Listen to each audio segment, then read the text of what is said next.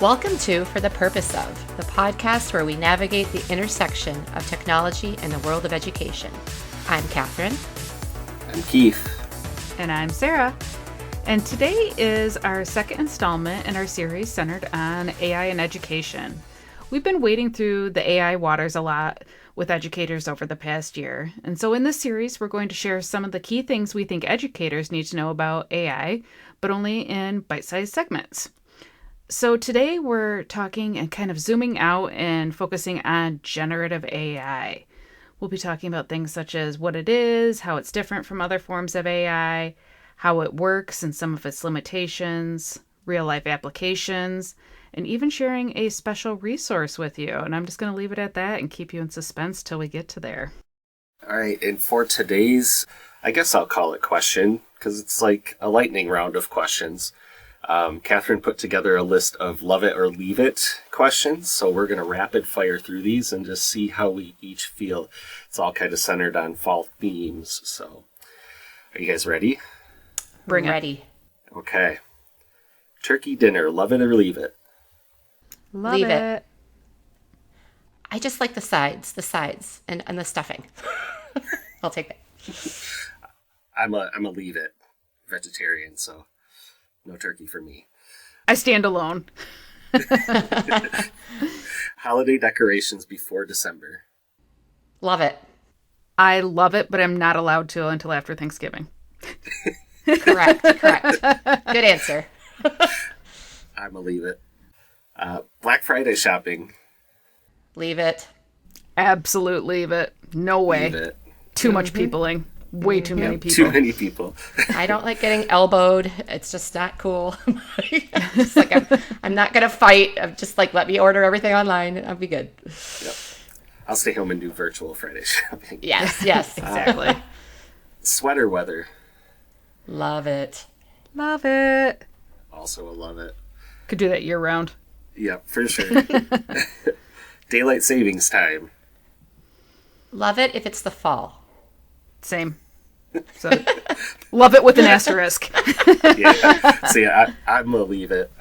My kids just don't adjust to it very well. That's hard with kids. Yeah.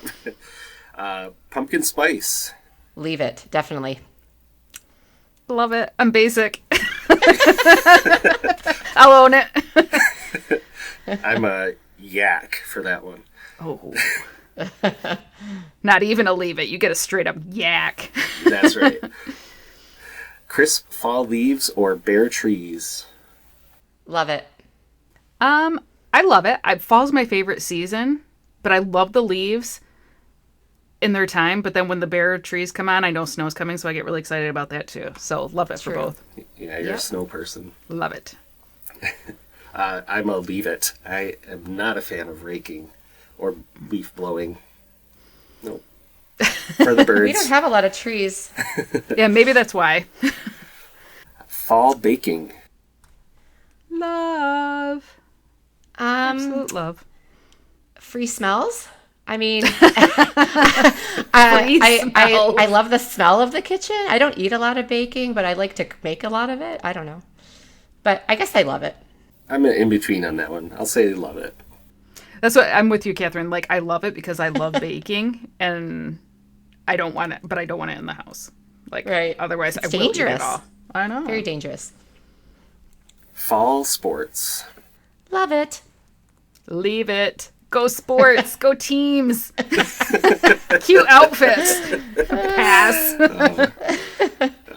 I love it. Love football season for me. Mm-hmm. Yeah. Well, good. That's it. Thanks for playing the game of Love It or Leave It. We would love it if you, as our listeners, would chime in on this. In fact, that'll be part of our PDX later. So as an introduction to our topic today, we are going to be diving into different forms of AI. But before we discuss some of the different forms, I have some questions for our audience. And some of you may already be likely using AI systems and probably have been for a while. So I have a couple questions for you and our audience. So how many of you within the past week watched a show that was recommended by Netflix, Hulu, or another streaming service? Done that. Done that. Hallmark season. For sure. How many of you within the past week asked Siri, Alexa, or Google Assistant a question? Absolutely. All the time. In the past week, have you used Google Maps, Waze, or Apple Maps to give you directions? Yep. I use Every Waze day. daily. How many of you within the past week used autocorrect or grammar suggestions? Does anybody not use those these days? I know. I'm there True. with you. How many of you within the last week purchased something that you saw on TikTok, Instagram, X, or Facebook? Guilty. I don't think Ditto. I have this week. Yeah, that's dangerous too. How many of you within the past week used your face or fingerprint to unlock a mobile device? Multiple times a day. And I have one more. How many of you have used CAPTCHA to verify that you are definitely human? That's a chimney. That's a bicycle. That's a bus. That's a traffic light. Traffic light. Traffic light. But does it span over multiple squares? It's a guess if it counts or not. Never know. Right? So if you are probably already using these systems and probably have them for a long time. So just a little food for thought. Yeah, so there's all kinds of different AI tools that are out there. You know, the ones that Catherine just went through are pretty commonly used. I mean, we like to do that at the beginning of some of our talks on AI. But there's more than just one kind of AI. So I kind of want to start this conversation around what generative AI is by looking at the types of AI that preceded it and build up to what generative AI is now today. So the first form of AI, and there's debate around this too, but the first form of AI is reactive AI. That is an AI that responds to inputs. It doesn't learn from past experiences, so it doesn't have memory. It just reacts to whatever it sees. So this is something like Deep Blue, which was back in 1980 and became kind of famous in the mid-90s when it beat the world chess champion at a game of chess. So all it did was it reacted to its opponent's moves and chose the best possible move based on that. So it reacted. Another good example of this is like a Roomba, a robot vacuum. It looks around, uses its sensors, and reacts based on what it sees. So that's reactive AI. Predictive AI uses historical data to predict future behaviors. So a good example of this is the Netflix algorithm, right? So it looks at all the things you've watched in the past, and it recommends new things based on that historical data. So it tries to predict things that you might like. Google Maps or Waze or Apple Maps, those are all examples of predictive AI as well, because it's trying to predict the best route based on your historical data, the places you've been in the past. Other people's historical data is also filtered into that. So that brings us to generative AI. And generative AI is different because it creates completely new things based on learned patterns. And we'll get into how it all functions in just a minute. But when we talk about generative AI, we're talking about tools like what you're hearing a lot about in the past couple of years. So ChatGPT or Claude, Gemini from Google, Copilot from Microsoft, Meta is even in the game now, Perplexity. Some of these more robust systems that can create brand new artifacts. So I'm going to turn it over to Sarah to talk through some real-life applications of generative AI. Thanks for breaking that down, Keith. I think it's important to understand there are different kinds of AIs that are out there so that as you're having conversations, you're speaking to specific parts that are relevant to the work that you're doing. And because we're kind of focusing on generative AI here in this episode, I know Keith mentioned like ChatGPT, Claude, Gemini, and other large language models or AI assistants, but like kind of thinking about how does that actually look for us beyond those tools? So when someone says AI or generative AI, instantly we go to like, oh, ChatGPT, but it's so much more than that. So thinking about some examples, some real life applications, I should say, that are kind of inside our school world, kind of live in not only those large language models, but in tools that are sometimes called wrapper tools or assistant tools that have one of those large language models such as ChatGPT or Copilot or Gemini underneath. And then these tools are like a layer on top of it so that you don't need to understand the prompt engineering. You don't understand how to get at the data. It just kind of does it for you and puts it in a fancy interface that's easy to work with. So, an example of where we might see generative AI inside of our school systems is through simply generating lesson plans. Yes, this can be done with those large language models, but even tools such as like Diffit are great for generating lesson plans, worksheets, or activities that are tailored specifically to different grade levels and learning objectives so that it's really helpful in creating those. And that's where we get that generative from. Another example that more and more schools are trying out is not just that of Khan Academy, but Khanmigo for AI tutoring, where AI is used to provide individual explanations and scaffolding for students. It's just offering that real-time academic support, that one-on-one tutor. And the great thing about that is the data that one's trained on is everything that is in Khan Academy. That's with Khanmigo. All that data is from Khan Academy, so it's not pulling from all these outside sources so that they are vetting where their data source is. So that's kind of unique about that tool. And then another one that a lot of teachers probably have used with students is Canva, but specifically their Magic Media, where you can generate images. And so this is great for if students want to write stories but have unique images that are specific to what they're writing about, that not necessarily like a clip art or other image can fit in there, so that they can use that tool to create something unique.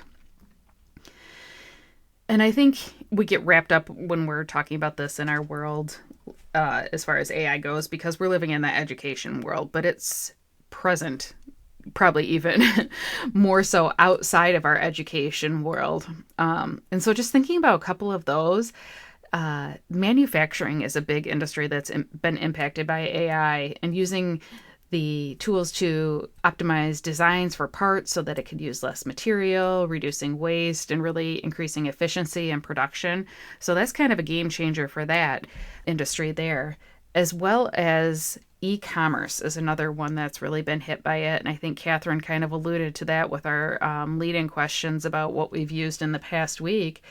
But even, like thinking about the algorithms that are behind, oh, you've watched this, so why not watch this on Netflix kind of thing. AI is baked into that.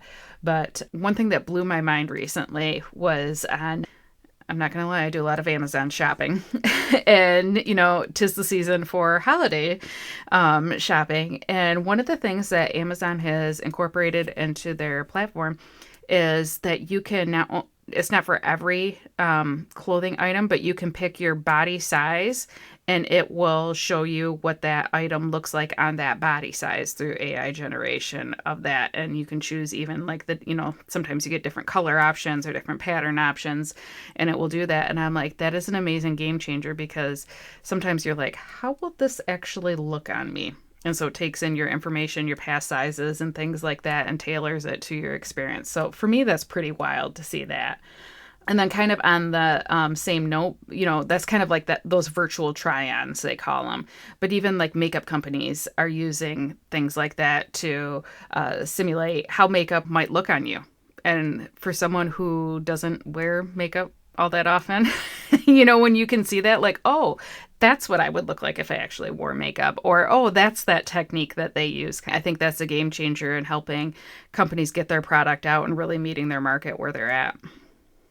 Yeah, that virtual try-on is really cool. I was actually looking for a pair of sunglasses, and I don't know, like they might look awesome. Maybe they might not look so great.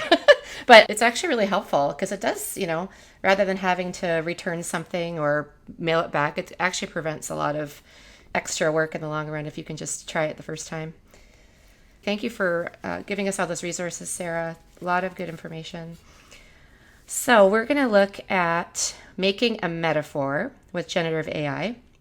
So who would like to start us off? I can get us going. Sure. So the metaphor I chose is AI is like a sponge because it absorbs a ton of data, but doesn't always know what's good and bad. It just absorbs it all. That's a good one. I came up with AI is a master chef.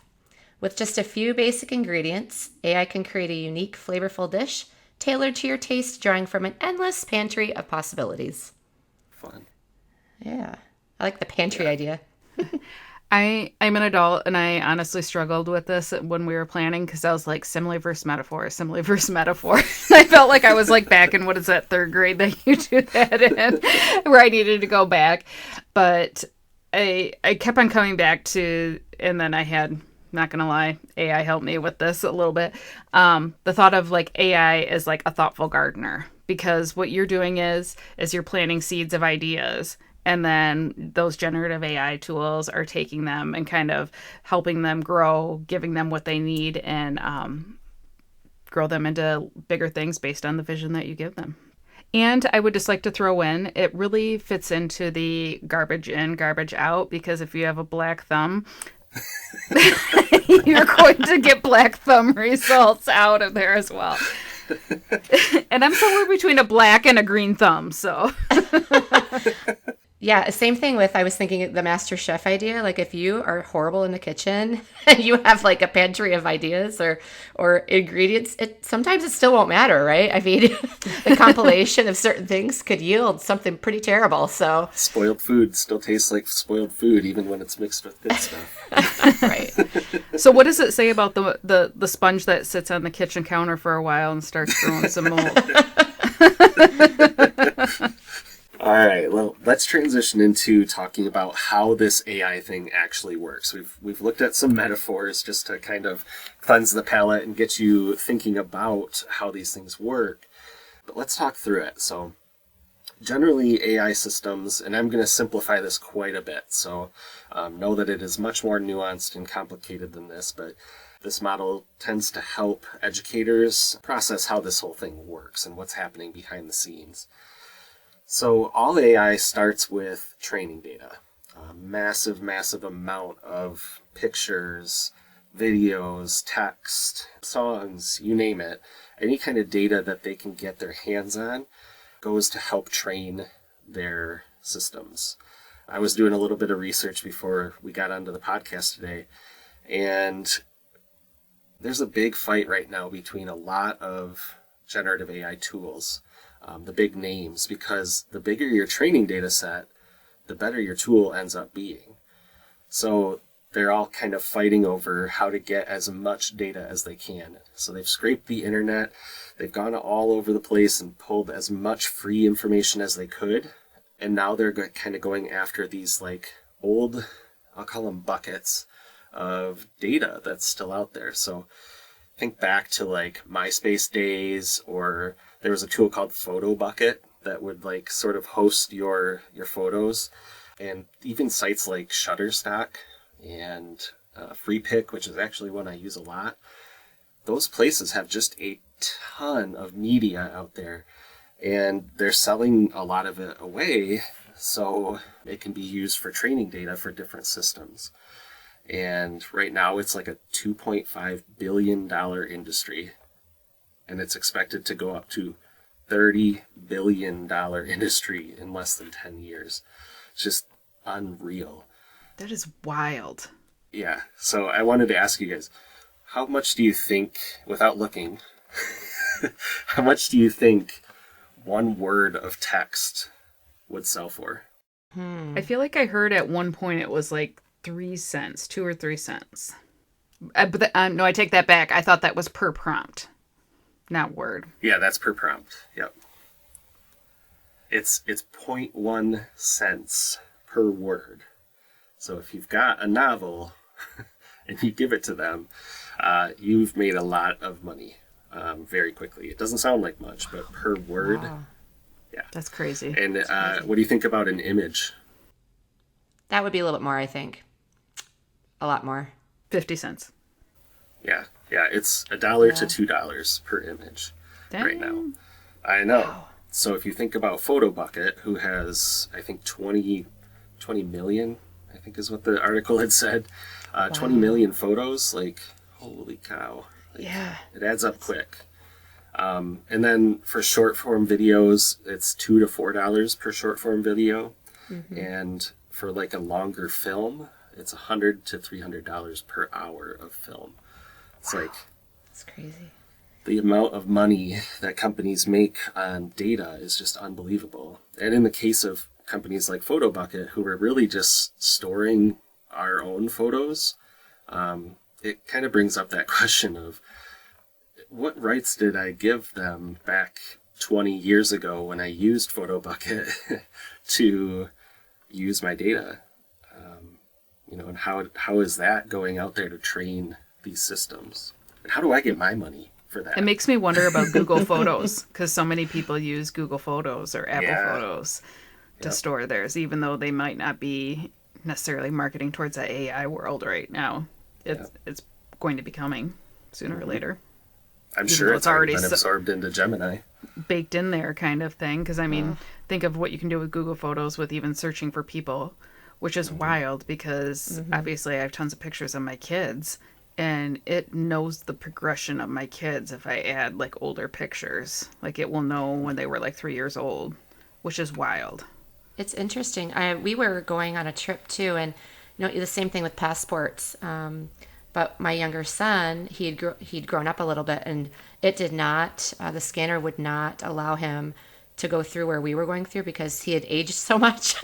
So I guess I was like, maybe we need to update his passport. But I mean, it was fine. It was still legit, and it didn't expire. But it was kind of funny. I'm like, wow, maybe some things aren't as advanced, or maybe who knows? This was like a couple of years ago, but maybe they'd made advancements since then. So it was kind of interesting. Yeah. Yeah, okay, so that's my spiel on training data. That's only the beginning of the AI process. So huge amounts of data go into training the system. And then AI systems use machine learning to develop a neural network. Specifically, deep learning is what helps build that neural network, which is a type of machine learning. The neural network is sort of a system of patterns and connections between data points. So you can think of it like the human brain, connecting different topics. And I always think of like a mind map, of like, here's one topic and that's related to these topics and so on. That's kind of what a neural network is like. And then that neural network is used by the generative AI tool. So your ChatGPTs of the world references the neural network based on the human input that it gets. So it gets something from you, and it uses that information to go back to the neural network and create something that's completely original. And what's special about generative AI is that human input, and sometimes even the output, will go back to the training data to retrain and expand that training data set. So we'll come back to this idea later, but that's why we talk about being really careful of putting personally identifiable information into a generative AI tool, because that information will get sent back to the training data to retrain the model. So that's the gist of how AI works. It's obviously more complicated than that, but I will point you to our show notes where we'll have a link to show you the image that goes along with this that helps kind of put all that together too. But Sarah has been reading a book, and I'll let her kind of talk through an analogy that she finds helpful. Yes, so one thing I've been challenging myself personally for some growth in is to really kind of dig into the DBEI section of AI and making sure that the work that we're doing is equitable and inclusive. And so I've been doing a lot of reading around the history of AI as well as how we kind of move forward with this. And the book I'm currently reading right now is called The Promises and Perils of AI in Education by Ken Shelton and Dee Lanier. Highly recommend it. I'm only about halfway through and I'm already recommending this book. I think I was through the introduction and I was like, Keith, this screams you right now, some of these things. But one thing that I know in our presentations that we've provided for teachers and districts, we talk about this whole process of how AI works, just to give teachers an understanding of the process that goes on behind the scenes. And that's just a very simplified version of it. But then when I saw this as I was reading this book, it was kind of mind-blowing to me at how easy it made me understand the process a little bit better. And I've been talking about this for a while. But in the book, Dee and Ken talk about how one thing that they have in common is that they love coffee deeply, deeply. And not just talking, oh, I could go for a good Starbucks cup of coffee or an espresso, but they're talking like... I'm with them. It says, if your definition or understanding of good coffee is Starbucks or Nespresso pods, as they say in the South, bless your heart. They're talking about specialty light roasted single origin beans from East Africa or South America kind of things. They're talking about the grind size based on the coffee profile and brewing method. And all of a sudden I was like, I thought a good cup of coffee was Starbucks, but then again, I usually make mine at home. So... But what they did was they took their love of coffee and they used that to kind of make an analogy to everything that Keith just described as far as how AI works. And I was like, this makes total sense, because for a lot of people, it's something that they could relate to, going to a coffee shop, ordering a coffee, and the experience that you have when you are talking with a person with this. I'm not talking about ordering in an app, which is where I live, because sometimes I don't want to talk to people. So this involves people. And I think that's one thing we really do hit on too when we talk about AI, is that human in the loop, that you need that. So I'll kind of break down some of the things that Keith talked about and how they related it with this coffee analogy. And they started off with the barista. You know, what do you think of when you see a barista? You know, maybe a friendly employee who greets you when you walk in, listens to your order, sometimes helps you understand what you want. If you're like, going to Starbucks, I want that viral drink that everyone's ordering, but I don't know what goes in it or what any of the words mean. And they'll be like, got you, because they've made it a million times. They compared the barista to the natural language processing that goes on with an AI. And that's really helping to understand what the customer desires. So really that natural language processing is that bridge between the human language and the technical capabilities. And when I read that, I was like, whoa, that's exactly what that is. And I was like, that makes sense, because sometimes that's your first experience. That's your first entryway into using something, is that barista or that natural language processing. And that really hit home with me with that human element. And it started at the very beginning of the whole process.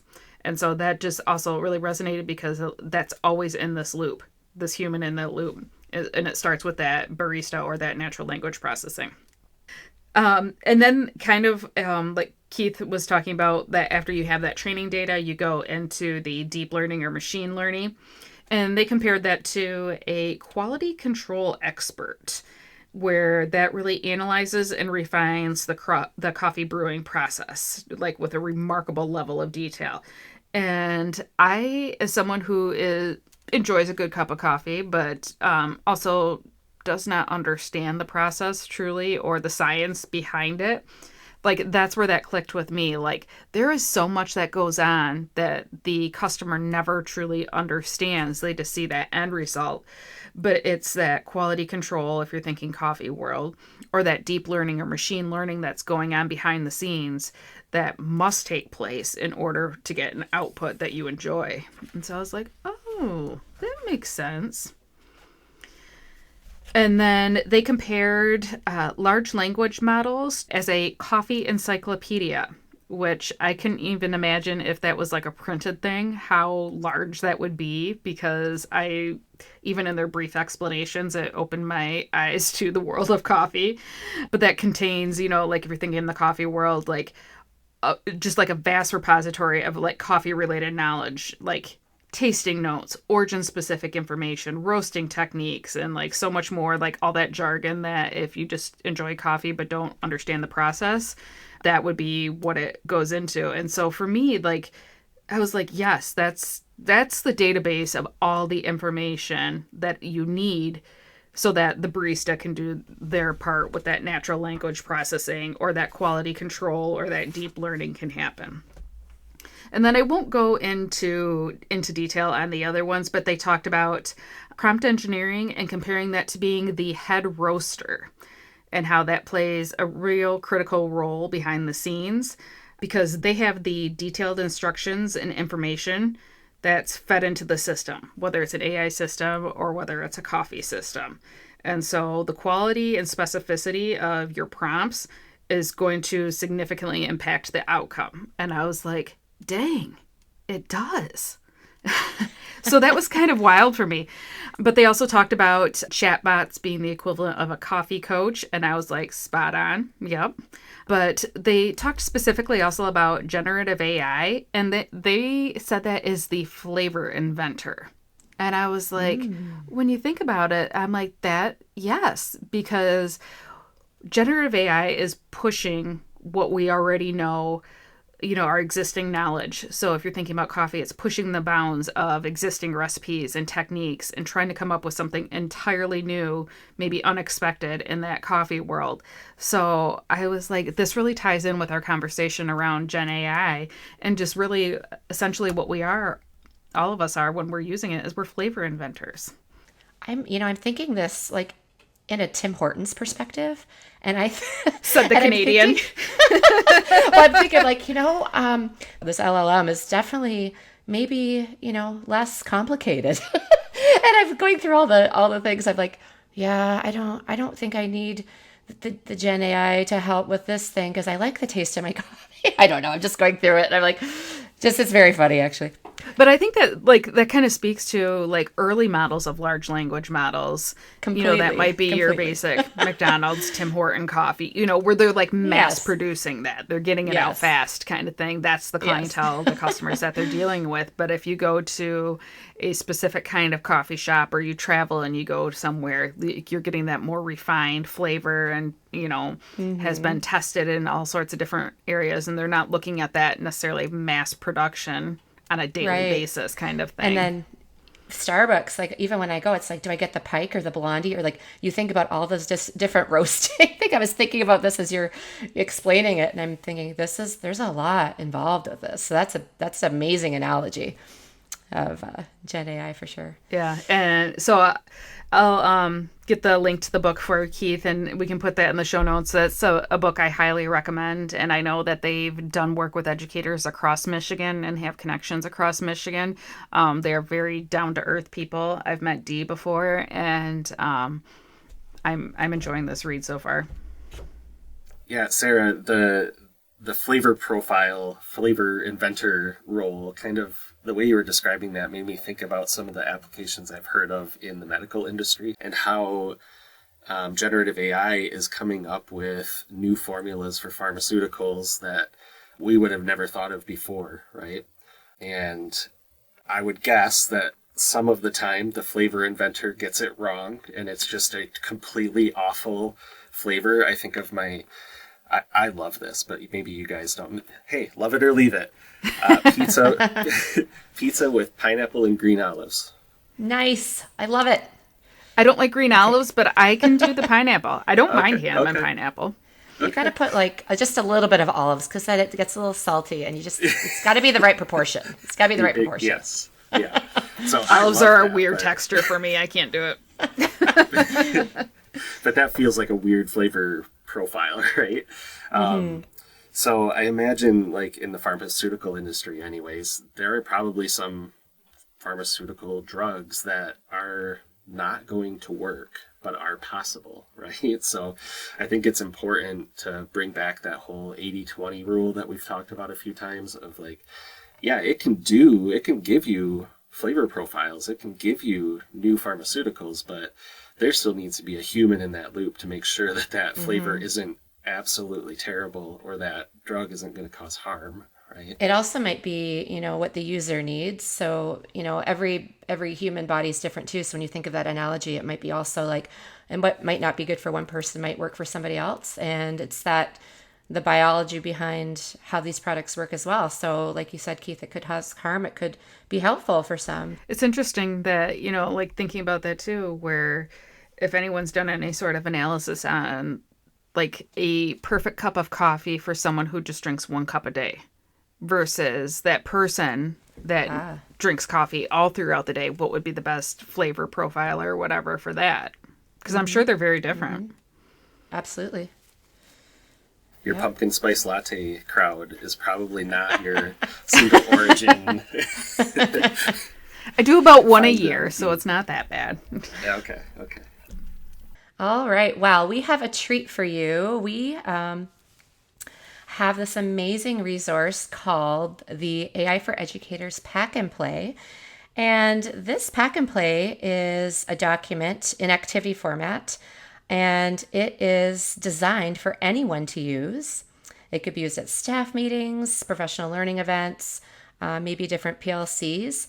And all in all, it will equip you with materials and information you need just to have those interesting conversations and learn about AI, maybe with your colleagues, regardless of whatever your AI knowledge is and whatever your comfort level is.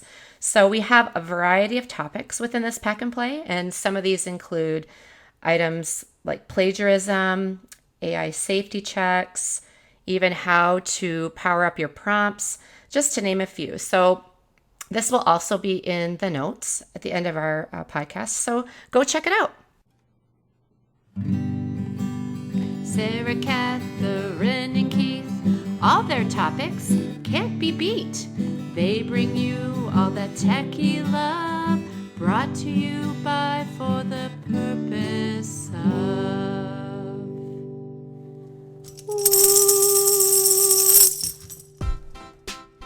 Are you looking to maximize your educational budget? Welcome to REMC Save, Michigan's premier cooperative purchasing program at remcsave.org. For over 30 years, we've helped schools and educational institutions save millions through volume purchasing power. From classroom supplies to technology, furniture to software, we've got you covered with pre-negotiated contracts at incredible prices. Why would you want to choose REMC Save? That's pretty simple. No membership fees, we have guaranteed competitive pricing, pre-bid contracts that meet all state bidding requirements, and it's open to all Michigan K-12 schools, colleges, and universities. Last year alone, Michigan schools saved over $14 million through REMC Save. That's money going right back into our classrooms. Visit remcsave.org today and discover how much your institution can save. REMC Save, Smart Purchasing, Smarter Education. remcsave.org.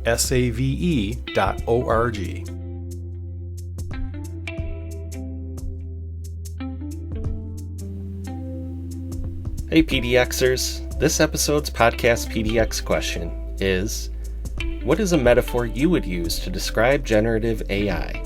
Submit your response for sketches and tell us your love it or leave it responses at bit.ly/FTPO PDX.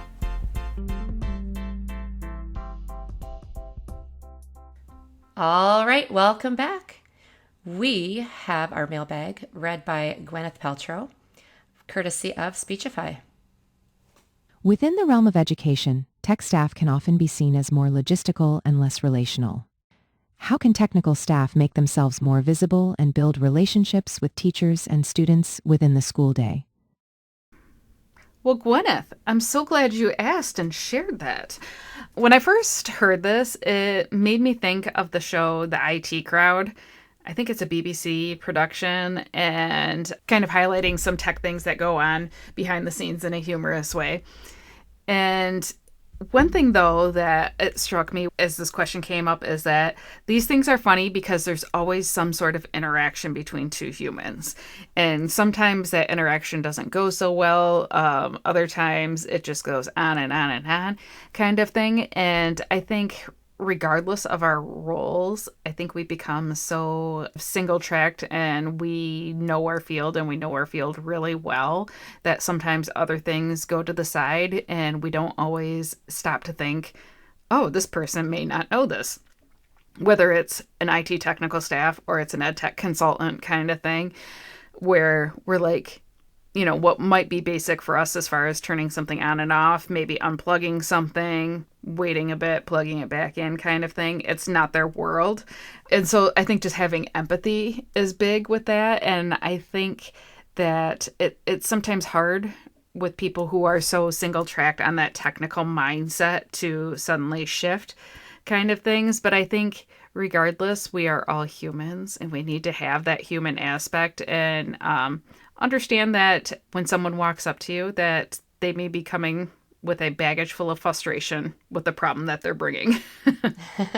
I just think that there are different types of work and there's different type of personalities in our workplace. And I remember just being an educator at the time and building a rapport with the people that you work with, because you can't always expect others to always make that first move or be the relationship builder or be more visible. They are working as hard as they can to make things work for us. So sometimes it's what can we do to build rapport with them. So, and how can we like build those relationships with that type of staff too? So it has to go both ways. So I don't always see it as one-sided, but I think it's just foundationally just building the rapport with the people that you work with. And I think it gets easier, with communication. So for me, it's just being friendly, saying good morning.